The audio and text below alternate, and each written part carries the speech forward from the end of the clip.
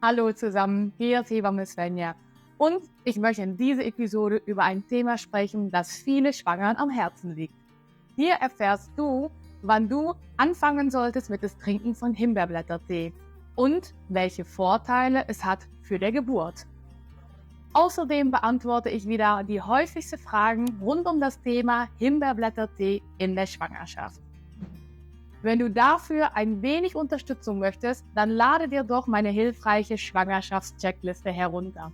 Du findest sie hier unten in der Beschreibung. Aber nun, lass uns starten. Wann sollte man mit Himbeerblättertee anfangen? Es ist empfehlenswert, es zu machen ab der vollendeten 34. Schwangerschaftswoche.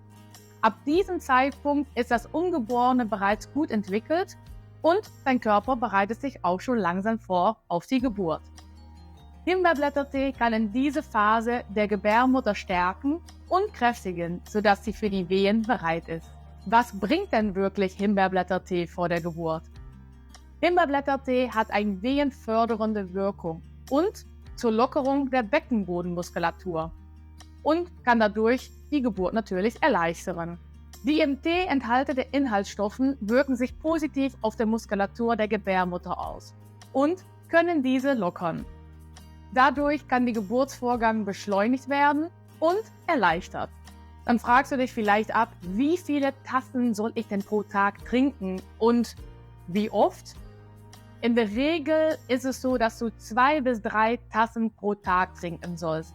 Allerdings natürlich, wenn die Hebamme oder Frauenärztin was anderes empfiehlt, sprech dann genau mit sie ab, welche Menge denn genau für dich richtig ist.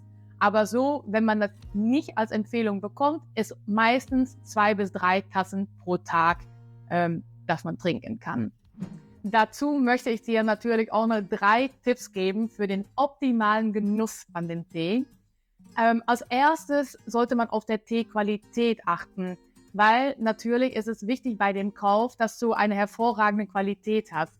Am besten Bio-Qualität, weil so kannst du sicher sein, dass der Tee keine Pestizide oder andere schädliche Stoffe enthält. Tipp Nummer 2. Auch der Ziehzeit sollst du einhalten. Um die optimale Wirkung zu erzielen, sollte er ungefähr 10 bis 15 Minuten ziehen. Achte aber darauf, dass der Tee nicht zu lange wieder zieht, weil ansonsten sehr bitter schmeckt. Als drittes, natürlich kannst du deinen individuellen Geschmack verfeinern. Himbeerblättertee ist wie vorher gesagt ein bisschen bitter. Du kannst natürlich ein bisschen süßer machen mit was Honig oder Zucker. Und natürlich kannst du auch einige Kräuter hinzufügen, wie Pfefferminz, Zitronenmelisse, einfach individuell, wie dein Geschmack ist. Ist es denn wichtig, ob man es morgens oder abends trinkt? Die Einnahme von Himbeerblättertee ist unabhängig von der Tageszeit. Deshalb kannst du es sowohl morgens als auch abends trinken. Wenn du 2 bis 3 hast, verteile es dir einfach ein bisschen über den Tag. Wichtig ist nur, dass du die empfohlene Menge von 2 bis 3 Tassen nicht überschreitest, weil natürlich Nebenwirkungen möchtest du nicht davon haben. Welche Nebenwirkungen können dann auftreten, würdest du dich vielleicht abfragen. Wie bei jedem Naturheilmittel können auch bei Himbeerblättertee Nebenwirkungen auftreten. Dazu zählen zum Beispiel Übelkeit, Erbrechen und Durchfall. Es tritt jetzt sehr selten auf, allerdings guck einfach, wenn die Symptome bei dir auftreten, sollst du bitte aufhören mit dem Trinken von der Tee und dann das mit deiner Frauenärztin oder Hebamme besprechen. Was sagt der Wissenschaft denn dazu? Studien zur Wirkung von Himbeerblättertee in der Schwangerschaft sind rar. Allerdings gibt es einige Untersuchungen, die darauf hindeuten, dass der Tee tatsächlich einen positiven Effekt auf die Gebärmutter und auf die Geburt haben kann. Kurz zusammengefasst, Himbeerblättertee ist ein Hausmittel, das schon lange her schon genutzt worden ist. Natürlich werdenden Müttern zu helfen, um sich auf die Geburt vorzubereiten.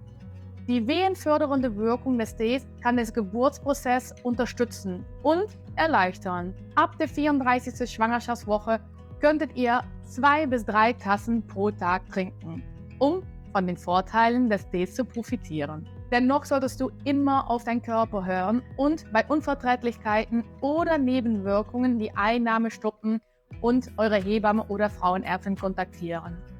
Jede Schwangerschaft ist individuell und es ist wichtig, sich auf eure persönlichen Bedürfnisse und die Empfehlungen eurer Geburtshelfer zu verlassen. In diesem Sinne wünsche ich euch eine wundervolle Schwangerschaft und viel Freude bei der Geburt eures kleinen Wunder. Genießt die besondere Zeit und vertraut auf eure Intuition sowie das Wissen von eurer Hebamme und eurer Frauenärztin. Wenn ihr mehr Unterstützung möchtet, holt euch meine Schwangerschaftscheckliste. Ihr findet sie hier unten in der Beschreibung. Liebe Grüße und bis zum nächsten Mal, Svenja.